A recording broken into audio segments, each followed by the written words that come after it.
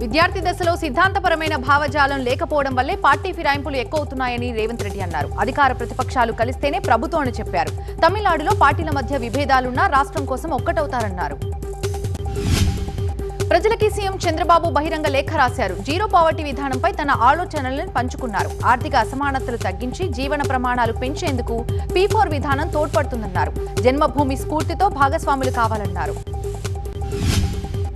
పాలమూరు జిల్లాను సస్యశ్యామలం చేస్తామన్నారు భట్టి విక్రమార్క. పాలమూరు జిల్లా అభివృద్ధికి ప్రభుత్వం 1,00,000 కోట్లు ఖర్చు చేస్తుందన్నారు.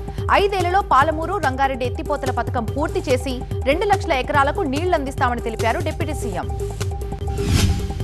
కరీంనగర్ సమీక్షా సమావేశంలో రచ్చ జరిగింది. నీది ఏ పార్టీ అంటూ ఎమ్మెల్యే సంజయ్ ని నిలదీశారు ఎమ్మెల్యే కౌశిక్ రెడ్డి. దమ్ముంటే ఎటువంటి కోడింగ్ టెక్నికల్ నాలెడ్జ్ అవసరం లేకుండా ఇప్పుడు మీ ప్రొడక్ట్స్ ని షాపిఫైలో లిస్ట్ చేసుకోవచ్చు. అదెలాగో తెలుసుకోవడానికి ఇప్పుడే ఫ్రీడమ్ యాప్ ని డౌన్లోడ్ చేసుకోండి.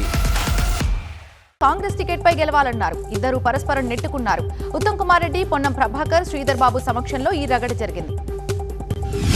తిరుపతి ఘటనలో ప్రాణాలు కోల్పోయిన కుటుంబాలకు చెక్కులను పంపిణీ చేశారు ఏపీ హోంమంత్రి అనిత. విశాఖ జిల్లాకు చెందిన 4, అనకాపల్లి జిల్లాకు చెందిన 1 చనిపోయారు. దైవ సన్నిధిలో చనిపోవడం ఒక రకంగా అదృష్టమన్నారు జ్యోతుల నెహ్రూ. రేవంత్ సర్కార్ రైతులను నట్టేటా ముంచిందని మళ్లీ సిగ్గు లేకుండా సంబరాలు చేసుకోవాలనుకుంటున్నారని హరీష్ రావు విమర్శించారు. రైతు డిక్లరేషన్ లో ఇచ్చిన ఒక్క హామీ అయినా నెరవేర్చారా అని ప్రశ్నించారు. కౌలు రైతులకి రైతు భరోసా సంగతి ఏంటన్నారు.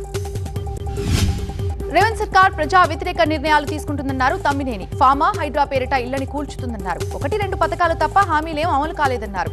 తాము సర్కార్కి మిత్రపక్షం కాదని త్వరలో పోరాటాలు మొదలు పెడతామని చెప్పారు. నేషనల్ యూత్ డే సందర్భంగా స్వామి వివేకానందకు ప్రధాని మోదీ ఘన నివాళి అర్పించారు. పాలసీ రూపకల్పనలో అధికారులు, మంత్రుల సలహాలతో పాటు తాను యువత సలహాలు తీసుకుంటున్నట్టుగా చెప్పారు ప్రధాని. దేశవ్యాప్తంగా యువ ప్రతినిధులు హాజరయ్యారు.